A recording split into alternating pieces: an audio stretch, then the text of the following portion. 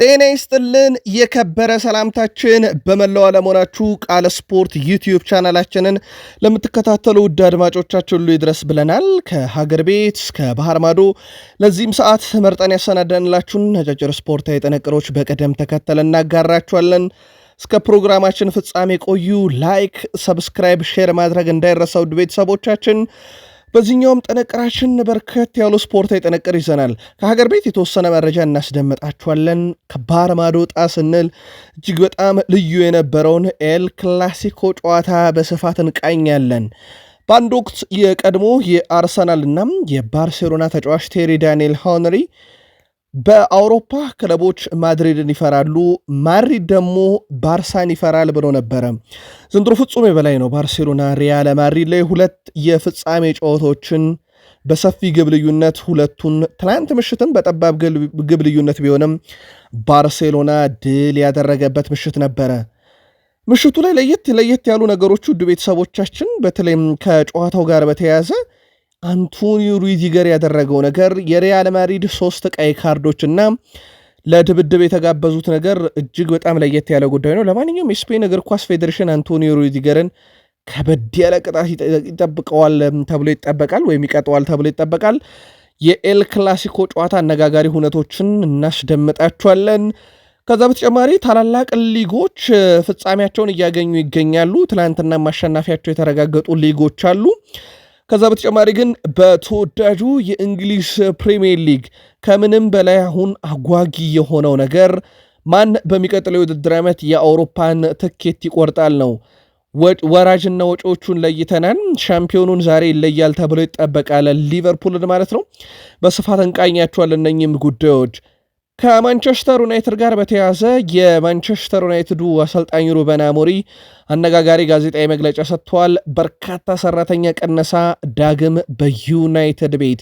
ብሩኖ ፈርናንዴስ እና የተወሰኑ የዝውውር መረጃዎችን ለእናንተ ውድ አድማጮቻችን እናደርሳለን። ከአርሰናልም ጋር በተያያዘ አርሰናል በክረምት የዝውውር መስኮት ከቼልሲ ተጫዋች ሊገዛ ነው። ከዛ በተረፈ ግን ዩሊያን ቲምበርን እናነሳለን። የኢታን ንዋኔሪንና ወጣቱን ማክስ ዶማን በሳምንቱ አጋማሽ የሚደረገውን የአርሰናልና የፓሪሰን ዠርሜንን ጨዋታ እናነሳለን። ሊቨርፑል ዛሬ ሻምፒዮንነቱን ሊያውጅ የሚችልበት 1 ነጥብ የሚፈልግበት የአንፊልድ ሮዱን ጨዋታ በስፋት እንቃኘዋለን ውድ ቤተሰቦቻችን።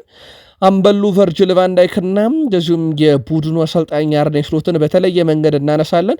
ሊቨርፑል ቤት ተጨማሪ የቡድን ዜናዎችን ይዘናል። በሲቲ በኩል ሮድሪና ሃላንድ ወደ ልምምድ ተመልሰዋል። ኬቨን ደብሮይናን መዳረሻ በተመለከተ አዲስ ያገኘው ነገር አለ። ዛሬ ደግሞ ዓመቱን ቢያንስ በዋንጫ ለማጠናቀቅ ወሳኝ ፍልሚያ ይጠብቀዋል። በማንቸስተር ሲቲ በኩል ከኖቲንግሃም ፎረስት ጋር የሚደረግ መርሃ ግብር ነው። ሳሚዎቹ ድል አድርገዋል። ጃክሰን በእግር ኳስ ሕይወቱ እንግዲህ ለመጀመሪያ ጊዜ ከፍጹም ቅጣት ምት መምቻ ሳጥን ውጭ ግብ አስቆጥሯል። በፕሪሚየር ሊጉ 1000ኛ ግብንም በዚህ ሳምንት ተመልክተናል። እጅግ በጣም ለየት ያሉ እና አነጋጋሪ እናንተ ውድ አድማጮቻችን በዚህ ሰዓት ብትሰሟቸው ብለን የመራረጥናቸውን አጫጭር ስፖርታዊ መረጃዎች ከዚህ በማስቀጠል ወደ እናንተ እያደረሰን ቆይታ ስናደርግ እናንተ ደግሞ እንደ ሁልጊዜው ላይክ እያረጋችሁ አበረታቱ ውድ ቤተሰቦቻችን። ቤተሰሙን ካሻችሁም ሰብስክራይብ ማድረግ ይቻላል። ምሽታችሁ ግን እንዴት ነበረ? እስቲ የኤል ክላሲኮን ጨዋታ ያያችሁ፣ በጨዋታው ላይ ማን አስደነቃችሁ? የእናንተ የጨዋታው ምርጥ ማን ነበር? እንደዚሁ በፕሪሚየር ሊግ ታላላቅ ክለቦች ደጋፊዎች በክለቦቻችሁ ዙሪያ የዛሬ ጨዋታ አሊያም ትላንት በነበሩ ጨዋታ የግል መልከታችሁን እያጋራችሁን በድጋሜ መልካም ቆይታ ተመኘን። ከሀገር ቤት እንጀምር ውድ ቤተሰቦቻችን። በኢትዮጵያ ዋንጫ ግማሽ ፍጻሜ ወላይታ ዲቻም ከሸገር ከተማ ጋር ያደረጉትን የጥሎ ማለፍ ጨዋታ የጦና ንቦቹ 2-1 በሆነ ውጤት አሸንፈዋል። የወላይታ ዲቻን የማሸነፊያ ግቦች ዘላለም አባተና ብዙአየሁ ሰይፈ ናቸው ከመረብ ያሳረፉት። የጦና ንቦቹ ማሸነፋቸውን ተከትሎ ለኢትዮጵያ ዋንጫ ፍጻሜ መድረሳቸውን አረጋግጠዋል። ወላይታ ዲቻዎች ወይም የጦና ንቦቹ ለሁለተኛ ተከታታይ ዓመት የኢትዮጵያ ዋንጫ ፍጻሜ ተፋላሚ ሆነዋል። በፍጻሜው ወላይታ ዲቻም ዛሬ ጨዋታውን የሚያደርጉትን መቻልና ሲዳማ ቡና አሸናፊን የሚገጥም ይሆናል። የውድድሩ አሸናፊ ሀገራችን ኢትዮጵያን ወክሎ በአፍሪካ ኮንፌዴሬሽን ዋንጫም ተሳታፊ እንደዚሁ እንደሚሆን ይታወቃል። ወደ ባህር ማዶ ስፖርታዊ ጥንቅሮቻችን እንሻገር። ኤል ክላሲኮን እናስቀድም ውድ ቤተሰቦቻችን። ባርሴሎና ከሪያል ማድሪድ ጋር ያደረጉትን የስፔን ኮፓ ዴልሬ የፍጻሜ ጨዋታ 3-2 በሆነ ውጤት ድል ማድረግ ችለዋል። ግብ ለማስቆጠር ፔድሪ 28ኛው ደቂቃ ላይ መሪ ያደረገ ባርሴሎናን ኬሊያን ምባፔ ቅጣት ምት ሲያስቆጥር ተመለከትን። 70ኛው ደቂቃ ላይ አቻ ያደረጋቸው። እንደዚሁ 77ኛው ደቂቃ ላይ ኦሪዮል ቹዋሚኒ ሪያል ማድሪድ 2-1 እንዲመራ አደረገ። በኋላም ላይ ከጥቂት ደቂቆች በኋላ ወደ 7 የሚጠጉ ደቂቆች በኋላ ፌራን ቶሬስ ባርሴሎናን 84ኛው ደቂቃ ላይ አቻ አድርጎ ጨዋታ 2-2 ቀጠለ። 90 ደቂቃው ባቻ ውጤት መጠናቀቁን ተከትሎ አልቢትሩ 30 ደቂቃ ጨመሩ። ጁሌስ ኮንዴ የሞድሪችን ስህተት ተጠቅሞ 116ኛው ደቂቃ ላይ ጨዋታውን አሸናፊ ያደረገች ግብ ሲያስቆጥር አንቶኒዮ ሩዲገር 120ኛው ደቂቃ ተጠናቆም በጨማሪ 3ኛው ደቂቃ ከአልቢትሩ ጋር በገባው ሰጣ ገባ ቀይ ካርድ ተመልክቷል። እጅግ በጣም አነጋጋሪ ነበር የሩዲገር ድርጊት፣ እንመለስበታለን። ባርሴሎናዎችም የኮፓ ዴላሬ አሸናፊ ሆነዋል። አሰልጣኝ ሃንሲ ፍሊክ በአሰልጣኝነት ህይወታቸው ያደረጓቸውን 8 የፍጻሜ ጨዋታ በሙሉ ድል አድርገዋል። በጨዋታው የሪያል ማድሪድ ተከላካይ አንቶኒዮ ሩዲገር እና ቪኒሺየስ ጁኒየር ተጠባባቂ ወንበር ላይ ሳሉ ነበረ ቀይ ካርድ የተመለከቱት። ኬሊያን ምባፔ በሪያል ማድሪድ የመጀመሪያ ዓመቱ 34 ጎሎችን በማስቆጠር ከክርስቲያኖ ሮናልዶ በአንድ ግብ በልጧል። ለሪያል ማድሪድ በመጣበት ዓመት በርካታ ግቦችን በማስቆጠር ሃንሲ ፍሊክ ሁለተኛው አሰልጣኝ ሆነዋል በባርሴሎና ታሪክ የመጀመሪያ 3 የኤል ክላሲኮ ጨዋታቸውን በማሸነፍ።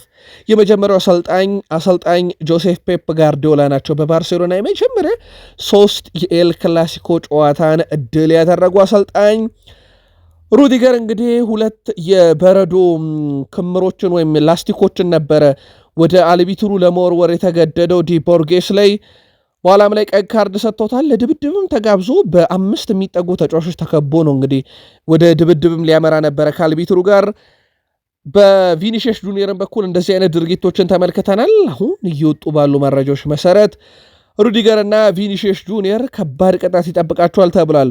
ሁለቱም ተጫዋቾች ማድሪድ በንጉሱ ዋንጫ በባርስ ተሸንፎ ዋንጫውን ማጣቱን ተከትሎ ወደ ዳኛው በረዶና ቁሳቁስም ጭምር ሲወረውሩ ነበረ። የስፔን እግር ኳስ ፌዴሬሽን እነኚህ 2 ተጫዋቾች ላይ ምን አይነት ቅጣት ይወሰናል የሚለው ደግሞ በቀጣይ በትልቁ የሚጠበቀው ነው። ካርሎ አንቸሎቲ ከጨዋታው መጠናቀቅ በኋላ ሁለተኛው አጋማሽ ላይ እኛ ፍጹም የተሻለ ነበር፣ ድሉ ይገባን ነበር ብለዋል። ማድሪድ እንግዲህ በጨዋታው ላይ ማድረግ የሚችለውን ነገር አድርጓል። ክለቡ ለዚህ ሽንፈት ተጠያቂ ማድረግ አልችልም። ምባፔ ሙሉ 90 ደቂቃ መጫወት አቅም ስለሌለው ነበር ከተቀያሪው መንበር ያስጀመርኩት ብለዋል። በአግባቡ ስንከላከልም ነበር፣ በጥሩ መልኩም ተከላከለናቸው ነበረ ብለዋል አሰልጣኝ ካርሎ አንቸሎቲ። ድሉም ለእኛ ይገባን ነበር ብለዋል። ሃንሲ ፍሊክ እጅግ በጣም አስደናቂ ውድድር ዓመትን ከባርሴሎና ጋር እያሳለፉ ነው። ለ4 ዋንጫ የጀመረው ጉዟቸው 2ቱን በስኬት አጠናቆ 2ቱን ይጠብቃል። የአውሮፓ ሻምፒዮንስ ሊግንና የላሊጋን ውጤት ብቻ ይጠብቃሉ። በዋንጫ ደረጃ የስፔን ሱፐር ካፕ እና ኮፓ ዴላሬን የሊጉን ሀያል ክለብ ሪያል ማድሪድን አሸንፈው ነው ዋንጫውን ማንሳት የቻሉት። አሰልጣኝ ሃንሲ ፍሊክ እንግዲህ በ8 ፍጻሜ 8ቱን መድል አደረጉ። እጅግ በጣም ለየት ያለው አጀማመራቸው ነው። ገና በመጀመሪያ ዓመታቸው ነው ይህንን 2 ዋንጫዎች አሳክተው ለ4ትዮሽ ዋንጫ አሁንም እየተንደረደረ ያለ ቡድናቸው። ኮፓ ዴላሬ ሱፐር ካፕን ካነሱ በኋላ ለላሊጋውም ቅድመ ግምት በርካቶች ሰጥቷል። የአውሮፓ ሻምፒዮንስ ሊግን ከአርሰናል ቀጥሎ ቅድመ ግምት የተሰጣቸው ናቸው። ተጫዋቾችም ድሉን ለማክበር ይችላሉ። በዛሬው ዕለት ግን ወደ ልምምድ ይመለሳሉ ብለዋል። ምክንያቱም ከፊታችን ሮብ እጅግ በጣም ወሳኝ ጨዋታ ከኢንተር ሚላን ጋር ስላለን ከአንድ ቀን በላይ ደስታ አያስፈልግም ብለዋል። ተጫዋቾቼ ብቻ እንዲደሰቱ ፈቅዳለውኝ፣ ስለዚህ በዛሬው ዕለት ግን ወደ ልምምድ ግድ ይለናል ብለዋል። በስፔን እግር ኳስ ታሪክ የኮፓ ዴላሬን ዋንጫም ባርሴሎና ደጋግሞ የጎበኘው የለም። 32 ጊዜ ድል አድርጎታል። በባርሴሎና እንደ ክለብ ከተመሰረተ ደግሞ 96ኛ ዋንጫውን ነው በትላንትናው ዕለት እንደዚሁ ማሳካት የቻለው። ላሚን ያማል በጣም ግልጽ ነው፣ ሪያል ማድሪዶች በዚህ ዓመት እኛን መፎካከር አይችሉም ብሏል። 1 ጎል ቢያስቆጥሩብን ችግር የለውም፣ ሁለተኛም ግብ ቢስቆጠረብን ምንም ችግር የለውም፣ ሪያል ማድሪድን ማሸነፍ ለኛ ዘንድሮ እጅግ በጣም ቀላል ነው፣ በተገኘውም ድል እጅግ በጣም ደስተኛ ነኝ ብለዋል ላሚን ያማል ከጨዋታው በኋላ። ላሚን ያማል 48 ጨዋታ በዚህ ሲዝን 14 ግቦች 20 አሲስቶች አሉት። ፍጹም የተለየ የውድድር ዓመትን የ17 ዓመቱም ታዳጊ እያሳለፈ ይገኛል። እንደ ቡድን ደግሞ ካየ ነው ባርሴሎና ዘንድሮ ሪያል ማድሪድ ላይ 12 ግቦችን በ3 ጨዋታ አስቆጥሮበታል። ሪያል ማድሪድ በአንጻራዊነት 4 ግብ ነው ያስቆጠረበት። በአማካኝ በጨዋታ 4 ግብ ባርሴሎና ዘንድሮ ሪያል ማድሪድ ላይ ባገኘው ቁጥር ያስቆጥርበት ነበር ማለት ነው። ቴር ሽቴገን አሁን ላይ 2 ዋንጫዎች አሳክተናል፣ ተጨማሪ ለማሳካት ዓላማ አለን፣ ቡድኑ ቀሪዎቹንም ዋንጫ ለማሳካት በቂ አቅም ያለው ብለዋል። ፌርሜን ሎፔስ ከድሉ በኋላ 2 ዋንጫዎች በቂ አይደሉም፣ የተቀሩትን ዋንጫዎች እናነሳለን፣ ማንም የሚያቆመን የለም ብሏል። ለየት ያለው ነገር ግን በጨዋታው ላይ የባርሴሎና ደጋፊዎች የአርሰናልን መለያ የአርሰናልን ባነሮች ይዘው ገብተው ሪያል ማድሪዶችን ለማናደድ ሲሞክሩ ነበር። በአርሰናል በደርሶ መልስ 5 ግብ ተቆጥሮባቸው ከውድድሩ መሰናበታቸው እናስታውሳለንና ያንን ለማስታወስና የአርሰናል ደጋፊዎችን የአርሰናልን መለያ በማሳየት ማድሪዶችን ለማናደድ ጥረትም እንደዚሁ ሲያደርጉ የነበረበት ቅጽበት ነበር። በጨዋታው ላይ ፌርናንድ ሜንዲ 9 ደቂቃዎችን ብቻ ነው መጫወት የቻለው። በጉዳት ምክንያት በፌራን ጋርሻ ተቀይሮ ለመውጣት ተገዷል። ሌላ አሳሳቢ ነገር ሪያል ማድሪድ በቀረው የላሊጋ ውድድር እንኳን አቅሙን አሟጦ እንዳይጠቀም አሁንም የጉዳት ነገር አሳሳቢ ነው። ትላንትናም ፌርናንድ ሜንዲ ከ9 ደቂቃዎች በላይ ሜዳ ላይ በጉዳት ምክንያት እንደዚሁ መቆየት አልቻለም። ውድ ቤተሰቦቻችን የስፔን ላሊጋም በዚህ ሳምንት 1 ጨዋታ ብቻ ነው የምንመለከተው። እሱም ጨዋታ ዛሬ የሚደረገው ጨዋታ ነው። በቪላሪያል እና በኢስፓኞል መካከል 26ኛ ሳምንት መደረግ የነበረበት የሊግ መርሃ ግብር ተስተካካይ ጨዋታ እንደዚሁ በዛሬው ዕለት ሚካሄድ ይሆናል። ኤል ክላሲኮ ምሽታችሁ እንዴት ነበረ? በሐሳብ መስጫ ሳጥናችን ላይ ግን ስሜታችሁ ልታጋሩን ትችላላችሁ። በኤሽያ ሻምፒዮንስ ሊግ ሩብ ፍጻሜ አልናስር ከጃፓኑ ክለብ ዮኮሃማ ጋር ያደረገውን ጨዋታ 4-1 በሆነ ውጤት ድል አድርጓል።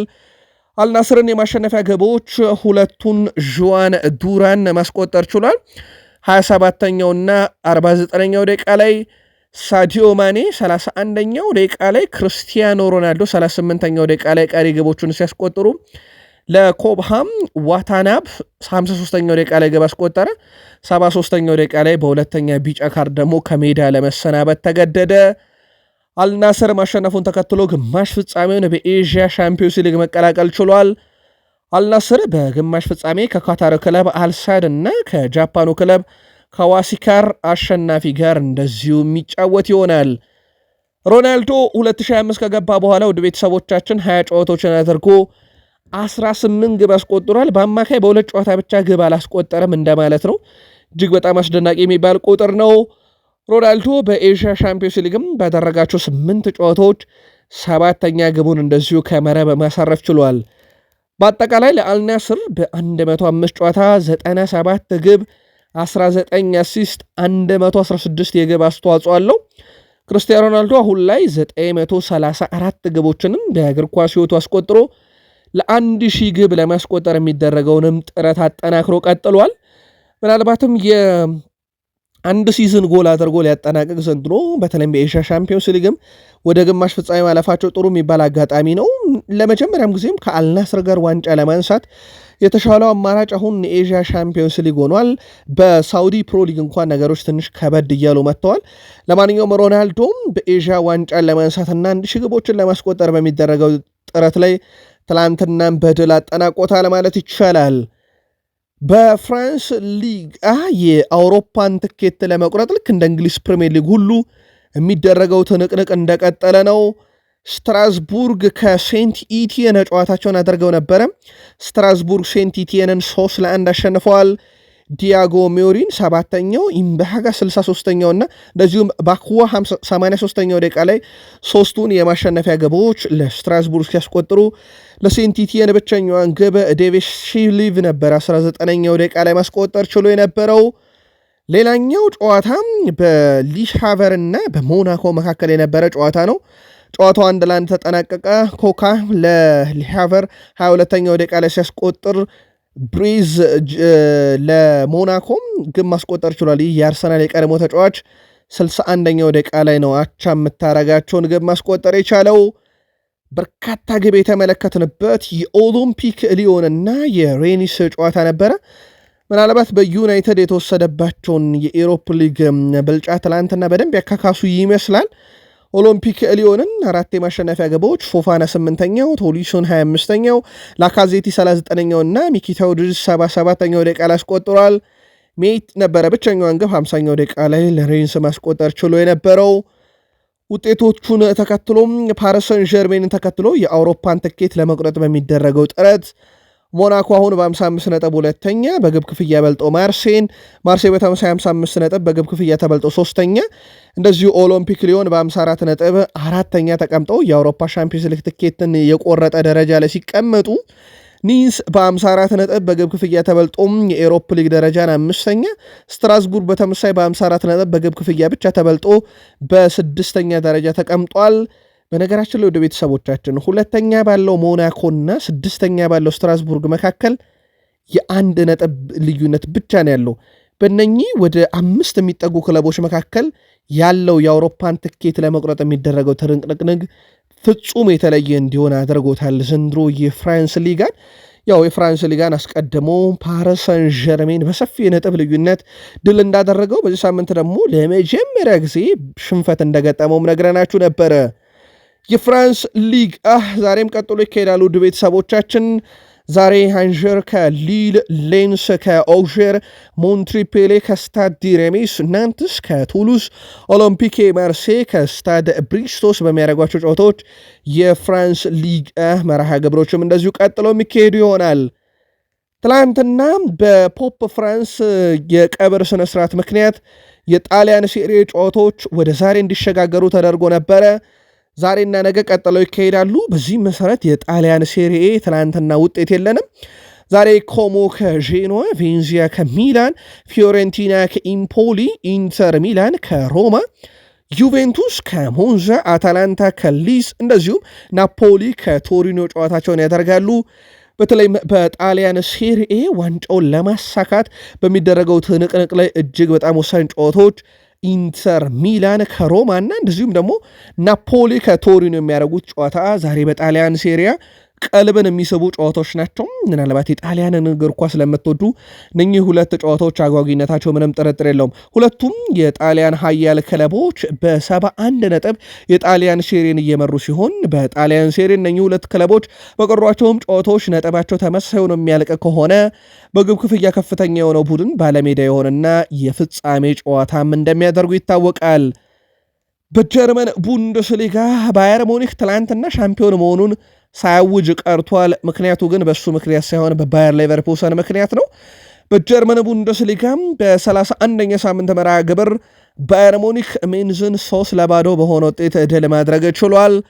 ሶስቱን የማሸነፊያ ግቦች ሳኔ 27ኛው ደቂቃ ላይ፣ ኦሊሴ 40ኛው ደቂቃና ዳየር 84ኛው ደቂቃ ላይ ማስቆጠር ችለዋል። ባየር ሙኒክ ማሸነፉን ተከትሎ በቀጣይ ሳምንት መርሃ ግብር ድል ማድረግ የሚችል ከሆነ በተለይም ከሌብዥን ጋር ከሜዳ ውጭ ነው ጨዋታውን የሚያደርገው። ድል ካደረገ የማንንም ውጤት ሳይጠብቅ የጀርመን ቡንደስሊጋ ሻምፒዮን መሆን ይችላል። እጅግ በጣም አሳዛኙ ዜና ግን ለሃሪኬን ነው። ውድ ቤተሰቦቻችን እንግሊዝ ፊት ወሰር ተጫዋች ሃሪኬን ከባየር ሙኒክ ጋር በእግር ኳስ ታሪኩ የመጀመሪያ ዋንጫውን ለማሸነፍ እንደተቃረበ ይታወቃል።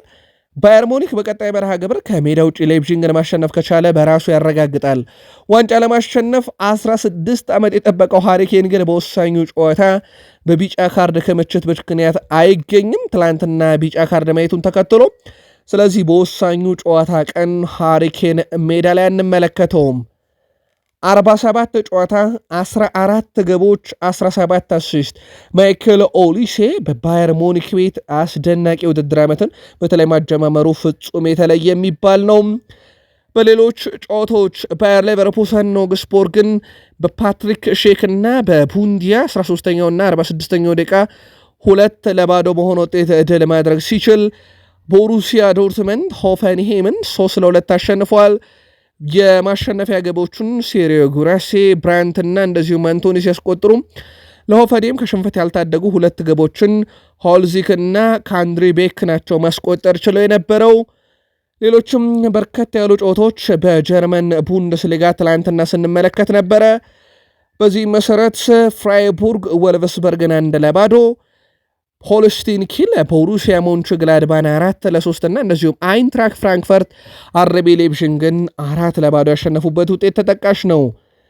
ጨዋታዎቹ ከተደረጉ በኋላ ባየር ሙኒክ በ75 ነጥብ ይመራል ቡንደስሊጋውን። ባየር ሌቨርኩሰን በ67 ነጥብ ሁለተኛ፣ አይንትራክ ፍራንክፈርት በ55 ነጥብ ሶስተኛ፣ ፍራይቡርግ በ51 ነጥብ አራተኛ፣ አርቢ ሌይፕዚግ በ49 ነጥብ አምስተኛ። ቦሩሲያ ዶርትመንድ ወደ አውሮፓ መድረክ ትኬት እየተቃረበ ይገኛል። በ48 ነጥብ ስድስተኛ ደረጃ ላይ ተቀምጧል። ቡንደስሊጋው አሁን 3 ጨዋታዎች ይቀሩታል። በተለይም ቦሩሲያ ዶርትመንድ የአውሮፓን ትኬት ለመቁረጥ በሚደረገው ጥረት ላይ የአውሮፓ ሻምፒዮንስ ሊግ ትኬትንም ቆርጦ ማጠናቀቅ ይችላልና ያደርገዋሉ የሚለው በአመቱ መጨረሻ ላይ በጉጉት የሚጠበቅ ይሆናል። ቶማስ ሙለር 500ኛ የቡንደስሊጋ ጨዋታውን በትናንትናው ዕለት አድርጓል። በጣም አስገራሚ ነገር በ2008 ኦገስት ወር ላይ የመጀመሪያ ጨዋታውን ለባየር ሙኒክ ሲያደርግ በተቃራኒው ቪንሴንት ኮምፓኒን ገጥሞት ነበረ። ይህ ተጫዋች 500ኛ ጨዋታውን በቡንደስሊጋ ሲያደርግ ደግሞ ቪንሰንት ኮምፓኒ አሰልጣኙ ነበረ። እጅግ በጣም አስገራሚ የሚባል ግጥምጥሞች ነው።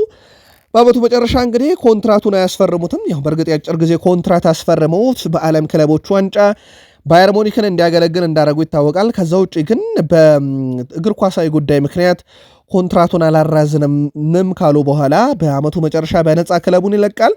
ትላንትና ከጨዋታው መጠናቀቅ በኋላም ከቀጣይ ዓመት ጀምሮ የባየር ሙኒክ ደጋፊ ስለሆንኩኝ ትኬት ያስፈልገኛል፣ የባየር ሙኒክ ድጋፌ የሚያልቅም የሚቆምም አይደለም ብሏል።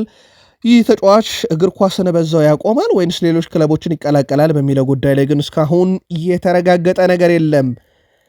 ሴልቲክ በትላንትናው ዕለት ሻምፒዮን ሆኗል። ከዱንዴ ዩናይትድ ጋር ያደረገውን የሊግ መርሃ ግብር 5-0 ካሸነፈ በኋላ ነው የስኮትላንድ ሊግ አሸናፊ ሆነው። በአሰልጣኝ ብሬንዳን ሮጀርስ የሚመሩት ሴልቲክ ለ4 ተከታታይ ዓመት የሊጉ ሻምፒዮን ሆነዋል። ሴልቲክ በታሪኩ 55ኛ የስኮትላንድ ሊግ ዋንጫውን አሳካ። ይህንም ተከትሎ ከተቀናቃኛቸው ሬንጀርስ ጋር እኩል 55 ዋንጫዎችን ማሳካት በመቻል ሪከርዱን እንደዚሁ ተጋርተውታል። ሴልቲክ ካለፉት 13 ዓመታት ውስጥ 12 የስኮትላንድ ሊግ ዋንጫን ያሳካበት ውጤት አስመዝግቧል። የስኮትላንድ ሊግን ባለፉት 13 ዓመታት እንደ ሴልቲክ የተቆጣጠረ ክለብ ደግሞ ማግኘት አይችልም። ውድ ቤተሰቦቻችን ሴልቲክን አንስተን ስኮትላንድ ከደረስን በዛው ወደ ተወዳጁ የእንግሊዝ ፕሪሚየር ሊግ ዕለታዊ መረጃዎቻችን እንሻገር። በድጋሜ ላይክ፣ ሰብስክራይብ፣ ሼር እያረጋችሁን እስከ ፕሮግራማችን ፍጻሜ ከኛ ጋር እንድትቆዩ በአክብሮት ጋበዝን።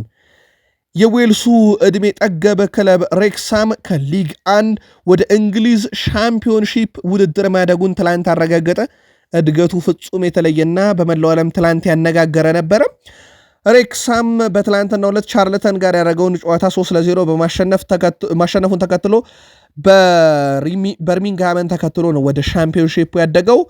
ክለቡ ባለፉት 3 ዓመታት 2 የሊግ እርከኖችን አድጓል። አሁን ቀጣይ በፕሪሚየር ሊግ ይሳተፋል ተብሎ ይጠበቃል። በዚሁ ሂደቱ 2022-23 ወደ ሊግ 2 አደገ፣ 2023-24 ወደ ሊግ 1፣ ትላንትና ደግሞ ወደ ሻምፒዮንሺፕ፣ ዘንድሮስ ወደ ፕሪሚየር ሊግ ያድጋሉ የሚለው ይጠበቃል። ሬክሳም ከ43 ዓመት በኋላም ለመጀመሪያ ጊዜ ወደ እንግሊዝ ሻምፒዮንሺፕ ውድድር ማደጉን እንደዚሁ ያረጋገጠበት ነበረ።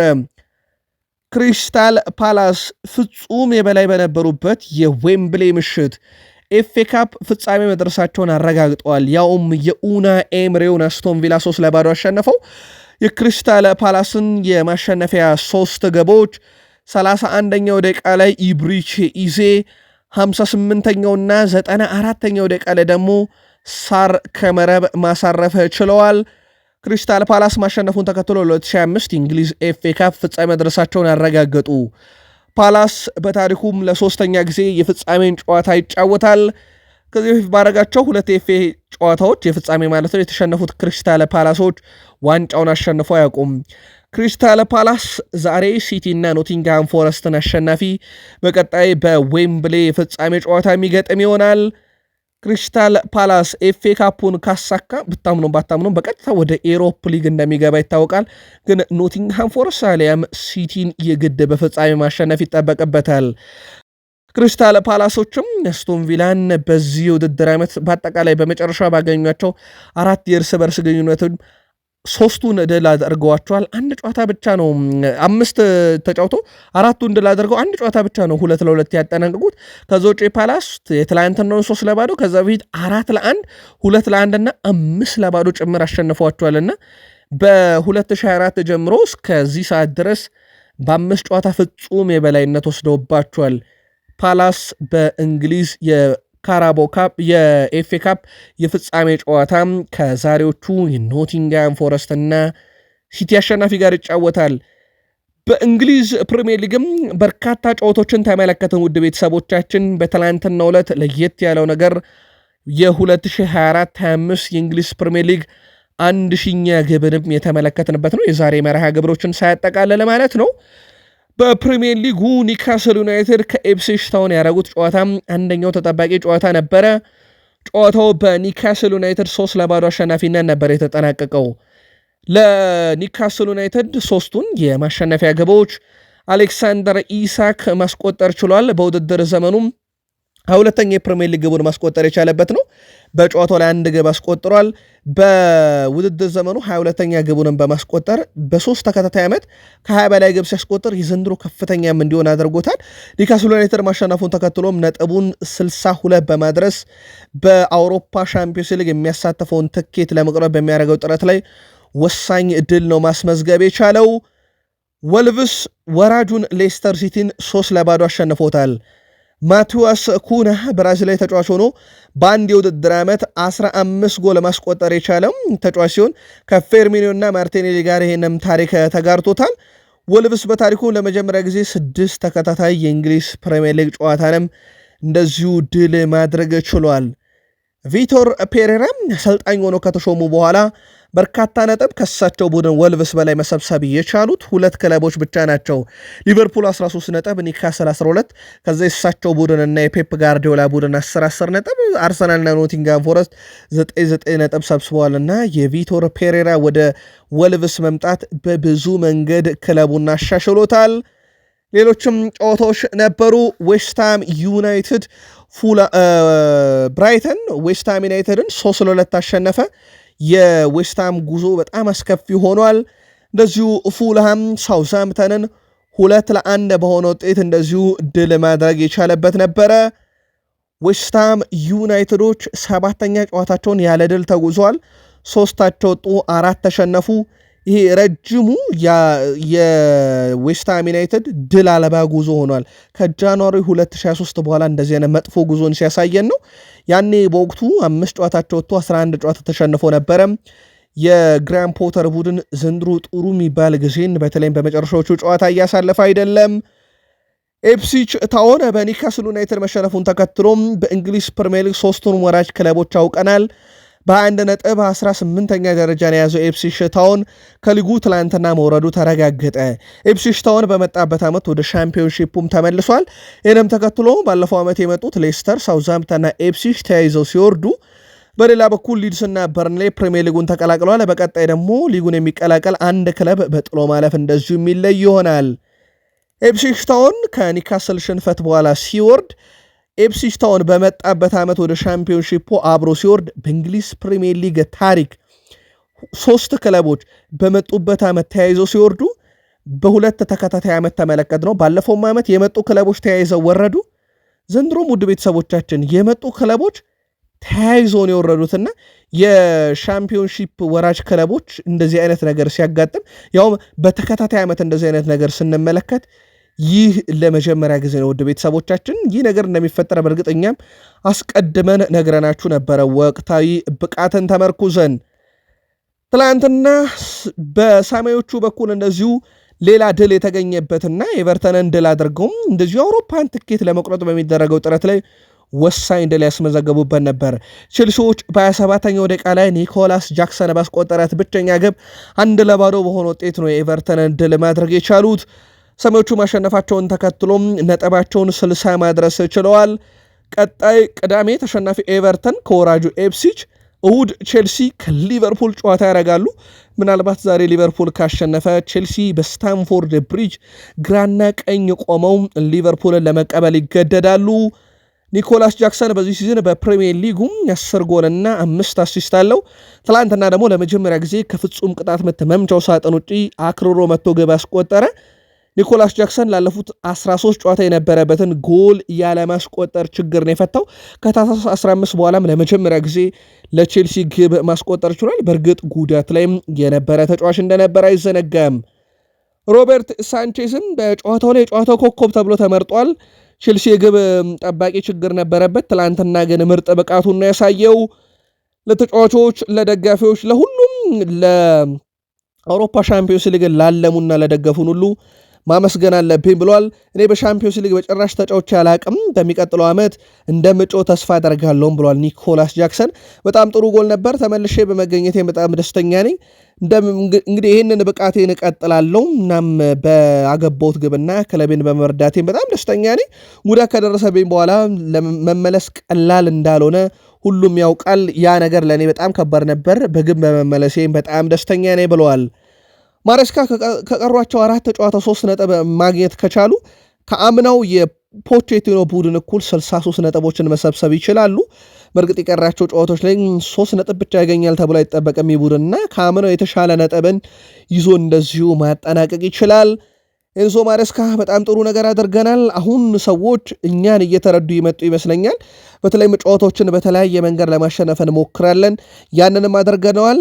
እናም በተለያየ መንገድ ጨዋታ ማሸነፍ ቴክኒካችንን ካዩ በኋላ ደጋፊዎች አሁን ከአጠገባችን ሊኖሩ ይገባል፣ በእኛ እምነት ሊኖራቸው ይገባል። አሁንም ዓላማችን የአውሮፓን ትኬት ለመቁረጥ ነው፣ እናደርገዋለን ብለዋል። ኤንዞ ፈርናንዴዝም በአጠቃላይ በዚህ ውድድር ዓመት ትላንትም የጃክሰንን ግብ አሲስት ያደረገው እሱ ነበር። 17ኛ የግብ አስተዋጽኦ፣ 6 ግብ 11 አሲስት፣ ፍጹም የተለየ ውድድር ዓመትን በቼልሲ ቤት እያሳለፈ ይገኛል። የትላንት ውጤቶቹን ተከትሎም ያው በአውሮፓ ሻምፒዮንስ ሊግ ለመሳተፍ ኒካስል ዩናይትድ ነጥቡን 62 አድርሶ 3ኛ፣ ማንቸስተር ሲቲ በዚህ ሳምንት ጨዋታውን አድርጓል አስቀደሙ በ61 ነጥብ 4ኛ፣ ቼልሲ በ60 ነጥብ 5ኛ ነው። እንደዚሁ ኖቲንግሃም ፎረስት አንድ ቀሪ ጨዋታ አለው በ60 ነጥብ በተመሳሳይ 6ኛ፣ አስቶን ቪላ በ57 ነጥብ 7ኛ ነው። በተለይም ኖቲንግሃም ፎረስት ቀሪ ጨዋታውን የሚያሸንፍ ከሆነ ወደ 3ኛ ስፍራ መመለስ የሚችል ይሆናል። ስለ ኬቨን ደብሮይና የወደፊት ዕጣ ፈንታ በተመለከተ በርካታ መረጃዎች እየወጡ ነው። የተለያዩ መረጃዎች ሲወጡ ለአብነት ያክል ቼልሲ ፈላጊ ነው ቢባልም አሁን ላይ ግን እንቅስቃሴ የለምና ወደ ቼልሲ የሚያደርገው ዝውውር እርግጥ ያልሆነ ተብሏል። ከአሜሪካው ኢንተር ሚያሚ ጋርም እንደዚሁ ምንም የተደረገ ድርድር የለም። ቺካጎ ፋየር ከ10 ቀናት በፊት ያቀረቡት ፕሮፖዛል ብቻ ነው በይፋ ሊገለጽ የሚችለው። በሩመር ደረጃም ቼልሲዎች የአሜሪካ ሜጀር ሊግ ሶከር ኢንተር ሚያሚ ቢጠቀሱም እስካሁን ምንም አይነት እንቅስቃሴ እንዳላደረጉ ነው ፋብሪዞ ሮማኖ ከተጫዋቹ መዳረሻ ጋር በተያያዘ መረጃን ይዞት የወጣው። ሮድሪና ኤርሊንግ ብሩት ሃላንድም ወደ ልምምድ ተመልሷል። መች ወደ ጨዋታ ይደርሳሉ በሚለው ጉዳይ ላይ ግን አዲስ ነገር የለም። ከሮድሪ ጋር በተያያዘ ግን ስሙ ከሪያል ማድሪድ ጋር መያያዙን ተከትሎ ሲቲዎች ቀጣይ ተጫዋቹን ኮንትራትም ለማራዘም እያጤኑ ነው ተብሏል።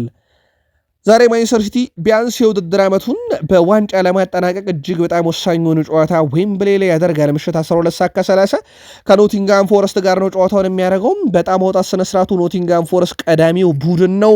ኖቲንግሃምን እናስቀድም። ባለፉት 5 ጨዋታ 2 ድል 1 አቻ 2 ሽንፈት ገጥሞታል ኖቲንግሃም ፎረስት። በተቃራኒው ማንቸስተር ሲቲ 4 ድል 1 አቻ ብቻ ነው ዝቅተኛ ውጤቷቸው ነው። ባለፉት 5 ጨዋታ በእርስ በርስ ግንኙነት ሲቲ 42 ጊዜ ድል ማድረግ ሲችል በአንጻራዊነት ኖቲንግሃም ፎረስት 31 ጊዜ ያሸንፎታል፣ 28 ጊዜ ያቸወጥቷል። የመጨረሻ 5 ግንኙነት ሲቲ 3ቱን ሲያሸንፍ ኖቲንግሃም ፎረስት የመጀመሪያ ዙር የፕሪሚየር ሊግ ጨዋታ 1-2 ያሸነፈበትና አቻ የወጡበት ውጤት ተጠቃሽ ነው። በኑኖ ስፕሪንቶ ሳንቶስ የሚሰለጠነው ኖቲንግሃም ፎረስት ዛሬ በዌምብሌ ስቴዲየም ከፔፕ ጋርዲዮላ ማንቸስተር ሲቲ ጋር ፍልሚያቸውን ያደርጋሉ። አሸናፊው ቡድን በቀጣይ በዌምብሌ ኤፍኤ ካፕ የፍጻሜ ጨዋታ ፓላስን እንደዚሁ የሚገጥም ይሆናል። ዛሬ ፕሪሚየር ሊጉ ሊጠናቀቅ 1 ነጥብ ብቻ ለሊቨርፑል ያስፈልገዋል። ቨርጂል ቫን ዳይክ በእውነቱ አንፊልድ ላይ ዋንጫውን ማንሳት በጣም የተለየ ስሜት አለው። እናም ዋንጫውን ስናነሳ ያለው ድባብ በአንፊልድ ለማየትና ለመስማት በጣም ጓጉቻለሁ ብሏል። ስለዚህ ደጋፊዎች በአንፊልድ ላይ በጣም ሊኮሩ ይገባል፣ ድምፃቸውን በደንብ እንፈልጋለን። ደጋፊዎች ቀደም ብላችሁም ወደ ስቴዲየም በመሄድ ድጋፋችሁን ስጡን ብለዋል። ቦታውን ቀይ ባህር እናደርጋታለን ያለው ቨርጂል ቫን ዳይክ ለሊቨርፑል ደጋፊዎች ባደረገው ጥሪ ዝማሬም እንዲያሰሙና ድባቡ የተለየ እንዲሆነ ገልጿል። እንግዲህ በሊቨርፑል ደጋፊዎች በኩል እንኳን አይደለም በእነዚህ አይነት ቅጽበት ላይ በሌሎችም አጋጣሚዎች ላይ ስቴዲየሙ ለተቃራኒ ቡድን በጣም አስቸጋሪ ከሆኑ የአውሮፓ ስቴዲየሞች አንደኛው እንደሆነም ይታወቃል። አርኔ ስሎት ሊቨርፑል 20ኛውን የፕሪሚየር ሊግ ዋንጫም እንዲያሳካ ካደረጉ በኋላ ከሊቨርፑል ከፍተኛ ቦነስ ይቀበላሉ ተብሎ ይጠበቃል። ያው ይህ የተለመደ ነው የቦነስ ክፍያዎች። በዚህ ውድድር ዓመት እኛ በፈለግናቸው ሰዓታት ሁሉ ድጋፋቸውን ለሰጡን ደጋፊዎች ማመስገን አለብን። እነሱ ሁሌም ለቡድኑ ድጋፋቸውን በመስጠት ቡድኑ ጨዋታዎችን እንዲያሸንፍ ያደርጋሉ። እናም በእነሱ ድጋፍ ነው እዚህ የደረስነው፣ ያለ እነሱ ድጋፍ እዚህ አንገኝም ነበር ብለዋል። ለዚህ በጣም ብዙ ምሳሌዎች አሉኝ። ለምሳሌ በአንፊልድ ዌስትሃምን የገጠምንበት ጨዋታ የአንፊልድ ድባብና የአንፊልድ ድጋፍ ያስፈልገን ነበረ። ለእነኚህ ደጋፊዎችም ምስጋናችንን ማቅረብ እንፈልጋለን ብለዋል። ቶም ብራማሌ የሊቨርፑልና የቶትናምን ጨዋታ ይዳኛሉ። እንዲሁም ክሬግ ፓውሰን የዛሬውን ጨዋታ በቫር ዳኝነት የሚመሩት ይሆናል። ጨዋታውን እንመልከቱ ውድ ቤተሰቦቻችን። ምሽት 12 ሰዓት ከ30 ሊቨርፑል ከቶትንሃም ሆትስፐርስ፣ ባለሜዳው ሊቨርፑል ነው። ሊቨርፑል እናስቀድም። ባለፉት 5 ጨዋታ ሊቨርፑል 3 ድል 2 ሽንፈት ገጥሞታል። በተቃራኒው ቶትንሃም 2 ሽንፈት 2 ድል አንዳች ያለው። በእርስ በርስ ግንኙነታቸው ሊቨርፑል 87 ጊዜ ድል ሲያደርግ 50 ጊዜ ቶትናም አሸንፏል። 43 ጊዜ ባቻ ውጤት ነው ያጠናቀቁት። ለመጨረሻ ጊዜ 5 ግንኙነታቸውን ነጥለን ካየን ሊቨርፑል 3ቱን ሲያሸንፍ ቶትንሃም 2ቱን አሸንፏል። በእንግሊዝ ፕሪሚየር ሊግ የመጀመሪያ ዙር ጨዋታቸውን ቶትናም ሆትስፐር ስቴዲየም ላይ ሊቨርፑል 6-3 በሆነ ውጤት ድል አድርጎ ነበረ። በአርኔ ስሎት የሚሰለጠነው ሊቨርፑል በአንጌል ፖስቴኮግሉ የሚሰለጠነው ቶትንሃም ሆትስፐርስ አንፊልድ ሮድ ስቴዲየም 1884 የተገነባውን ስቴዲየም ላይ 54074 ደጋፊ ፊት ይፋለማል። 1 ነጥብ ሊቨርፑልን የዋንጫ ባለቤት ያደርጋል። ከዛሬው ጨዋታ ምን እንጠብቅ? በሀሳብ መስጫ ሳጥናችን ላይ ግምታችሁን አስፍሩልን። አርሰናል ሁሉ ነገሩን ከተወ በኋላ በፕሪሚየር ሊግ ላይ ትኩረቱ ሙሉ ያለው የአውሮፓ ሻምፒዮንስ ሊግ ነው። በሳምንቱ አጋማሽ ፓሪስ ሰን ዠርሜንን ይገጥማል። ለአርሰናል ጥሩ ዜና ፒኤስጂ በዚህ ሲዝን ካስተናገዳቸው ጎሎች ውስጥ 38 በመቶ የሚሆነው የተቆጠረው ከቆመ ኳስ ነው። እንደ አርሰናል ደግሞ የቆመ ኳስን የሚጠቀም የአውሮፓ ክለብ የለም። አርሰናል ሪያል ማድሪድን ጥሎ በጥሩ ስነልቦና የሚያደርገው በጣም ወሳኙ ጨዋታ ነው። በርካቶች አርሰናል ቀላል ግምት አይሰጠውም ብለዋል። የመጀመሪያ ዙር ጨዋታን በአርሰናል አሸናፊነት እንደተጠናቀቀ ይታወቃል። የፒኤስጂው ተከላካይ ስፍራ ተጫዋች ማርኪኒዮስም የዓመቱ ወሳኝ ወቅት ላይ ነን፣ ጨዋታውን ብንሸነፍ እንኳን ባለን አቅም ለመቀልበስ አንጠራጠርም ብለዋል። በራስ መተማመናችንን ማቆየት አለብን። በቀጣይ አርሰናልን ጨዋታ አሸንፈን እንግዲህ ወደ ቀጣዩ ዙር ለማለፍ 2 አማራጮች ስላሉን የመጀመሪያው ዙር ጨዋታ ላይ የሚመዘገበው ውጤት በራሱ ሊያስደነግጠን አይገባም ብሏል። ምናልባት የሪያል ማድሪድ ላይ አርሰናል የተቀናጀው ድል በብዙ መንገድ ፓሪስ ሰን ዠርሜኖች ይህን ቡድን እንዲጠራጠሩ ታደርጓልና ለዛ ይመስላል ማርኪኒዮስ 2 ጨዋታ ስላለ በአንድ ጨዋታ ብቻ የምንወስነው አይደለም ብሏል።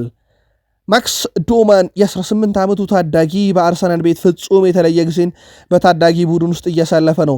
ትላንትና ከ18 ዓመት በታች ቡድኑ ጨዋታ ነበረው፣ ግብና አሲስት ነበረው። በአጠቃላይ 10 ግብ 4 አሲስቶችን ለአርሰናል ማበርከት ችሏል። ከሚቀጥለው ሲዝን ጀምሮ ማይክል አርቴታ ወደ ዋናው ቡድን ያሳድጉታል ተብሎ ይጠበቃል። በተወሰኑ ክለቦች ላይም ሙከራ ጊዜ ካደረገ በኋላ በአርሰናል የመጫወቻ ጊዜ ያገኘው ኢታን ንዋኔሪም በርካታ ክለቦች ሙከራ ባደርግም ነገር ግን አርሰናል ነው ልክ እንደ ቤቴ የሆነው፣ አሁንም ለአርሰናል መጫወት ብቻ ነው ምሻው ብሏል። አርሰናል በቀጣይ ክረምትም የ17 ዓመቱን የቼልሲ ግራ መስመር ተመላላሽ ታዳጊ ማርሰል ዋሽንግተንን የግሉ የማድረግ ፍላጎት አለው ተብሏል። የቼልሲው ግራ መስመር ተመላላሽ እንግዲህ ታዳጊ ከ2 ወር በኋላ ወደ አርሰናል የሙከራ ጊዜ እንዲያሳልፍ እና ከዋናው ቡድን ጋር ልምምድ እንዲሰራ ይደረጋል ተብሎ ይጠበቃል። በዚህ ረገድ አርሰናሎች ተጫዋቹን የግላቸው ለማድረግ ከፍተኛ ጥረት እያደረጉ ነው ተብሏል። ከልጅነት ጀምሮ አርሰናልን ስደግፍ ነው ያደግኩት። የዛኔ በተለይም ጃክ ዊልሸርን ማየት በጣም ያስደስተኝ ነበረ። የምወደው ተጫዋች ነው። ከኳስ ጋርም የሚያደርገው እንቅስቃሴ በጣም ይማርካል። የአርሰናል ተጫዋች ለመሆን ህልም ነበረኝ። አሁን ከአርሰናል ጋር ደግሞ የአውሮፓ ሻምፒዮንስ ሊግን የማሳካት ህልም አለኝ ብለዋል ዩሊያን ቲምበር። በቀጣይም ፓሪስ ሰን ዠርሜንን ቡድናቸው አሸንፎ ወደ ቀጣዩ ዙር የማለፍ አቅም ወይም ወደ ፍጻሜ የማለፍ አቅም እንዳለው ጠቅሷል። በሳምንቱ አጋማሽ ትልቁ ጨዋታ ይጠበቃል። በቀጣይ ስፖርት የመረጃ ክፍለ ጊዜን ጨዋታ በስፋት እንመለከተዋለን። ሩበን አሞሪም በጥር የዝውውር መስኮት ተጫዋቾችን ያተናል። ራሽፈርድ፣ አንቶኒ። በተቃራኒው ደግሞ እኛ ተጫዋቾችን አላመጣንም። ይህ ትልቅ አደጋ እንደሆነ አውቃለሁኝ። ነገር ግን ዋናው ነገር እኛ በቡድን ውስጥ ባሉን ተጫዋቾች ማሳካት የነበረብንን ነገር ማሳካት አልቻንም። በተለይም ግብ በማስቆጠር ረገድ በጣም ትልቅ ፈተና የገጠመን ግብ በማስቆጠር ረገድ ነው ብለዋል ሩበን አሞሪም። በርካቶች በተለይም እኔን ሲናገሩ የጨዋታ እቅድ የለውም ይሉኛል፣ ወይም ደግሞ አንድ ነገር ላይ የቀረ እቅድ ነው ያለው ይላሉ። ነገር ግን እኔ በየጨዋታዎቹ ሲስተሞችን እቀያይራለሁ። በተለይም ተጫዋቾች የሚፈልጉትን አሊያም ደግሞ ጨዋታው የሚፈልገውን ነገር ነው ወደ ሜዳ ይዤ የምገባው እንጂ አንድ ፍልስፍና ላይ የቀረ ነው መባሉን አልደግፍም። ነገር ግን ፍልስፍና ዋና የምለውን ፍልስፍናን ከምቀይር ይልቅ ጨዋታው የሚያስፈልገውን የተወሰኑ ነገሮች እንቀይራለን ሲስተማችንን፣ ይህን ደጋፊዎች ሊረዱ ይገባል እያለ ነው። በሩበን አሞሪም በኩል እንኳን ታክቲኩን ለመተግበርም በቂ ተጫዋቾች አሉት ተብሎ አይታሰብም። የማንቸስተር ዩናይትድ የምልመላ ክፍል ዳይሬክተር ስቲቭ ብራውን ከክለቡ ሊለቁ ነው ተብሏል። ኤኖሶች ወደ ማንቸስተር ዩናይትድ ከመጡ ጊዜ ጀምሮ በርካታ የሰራተኛ ቀነሳ በተለያዩ ዲፓርትመንቶች ላይ ተከናውነዋል።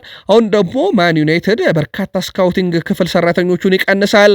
በሚቀጥለው ሳምንት በካሪንግተን ስብሰባ ይደረጋል። በዛ ስብሰባ ላይም ከማን ዩናይትድ እንዲለቁ የሚፈለጉ በርካታ የስካውት ክፍል ሰራተኞች እንዳሉ ተዘግቧል። መረጃውን ሚረር ስፖርት ነው በፊት ገጹ ላይ ይዞት የወጣው።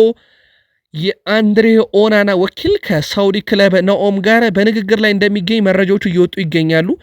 በሩመር ደረጃ የወጡ ናቸው። መረጃዎቹን ከታማኝ ምንጮች ካረጋገጠን እናመጣዋለን። በርከት ያሉ የሳውዲ ምንጮች ግን ውይይት አድርጓል እየተባለ ነው። ከሰሞኑ ደግሞ በጣም ቅንጡ ቤት በማንቸስተር ዩናይትድ እንደገዛ ይታወቃልና ነገሮች በዛ አይነት መንገድ የሚሄዱ አይመስሉም። ለማንኛውም ከሳውዲ አካባቢ የሚወጡ የሩመር መረጃዎች እንደዚህ አይነት ናቸው። በማንቸስተር ዩናይትድ በኩል በጥብቅ የሚፈልጉት 12 ግቦችን በዚህ ውድድር ዓመት ያስቆጠረው ሊያም ዴላፕ የውል ማፍረሻው 30 ሚሊዮን ዩሮ መሆኑ ተረጋግጧል። ትላንት መውረዱን ተከትሎ ሊያም ዴላፕ በዚህ ሲዝን 12 ጎሎች ማስቆጠር የቻለ ሲሆን በዚህ በአዲስ አዳጊ ቡድን ብዙ ጎል በማስቆጠር የሚከተሉ ተጫዋቾች ሪካርዱን ይጋራል። አለን ሺረርና አንዲ ኮል በቀሪው ጨዋታ ግብ ካስቆጠረ ሪካርዱን የብቻ ያደርገዋል። አስደናቂ የሚባል ጊዜን አሳልፏል። በዘንድሮ የውድድር ዓመት ግን የውል ማፍረሻው 30 ሚሊዮን ዩሮ ብቻ ሆኗል። ማንቸስተር ዩናይትድ ዛሬ ወደ ቪታሊቲ ነው የሚያቀነው። በርንማውዝን ይገጥማል። ኡጋርቴና ኤሪክሰን ቢጫ ካርድ መጠንቀቅ አለባቸው። ካዩ ቀጣይ ጨዋታ ያመልጣቸዋል። ባለሜዳውን በርንማውዝ ካስቀደምን አንድ ድል ብቻ ነው ያለው። ሁለታቸው ወጥቶ ሁለት ተሸንፏል። ዩናይትድም አንድ ድል አለው። ሁለት ተሸንፎ ሁለታቸው ወጥቷል። ተመሳሳይ 5 ሳምንታትን አሳልፈው ነው ሁለቱ ቡድኖች የሚገናኙት። ዩናይትድ 13 ጊዜ ሲያሸንፍ 4 ጊዜያቸው ወጥቷል። በተቃራኒው በርንማውዝ 5 ዩናይትድን አሸንፏል። የመጨረሻ 5 ግንኙነት በርንማውዝ 2ቱን ሲያሸንፍ ዩናይትድ 2ቱን አንዲያቸው ወጥቷል።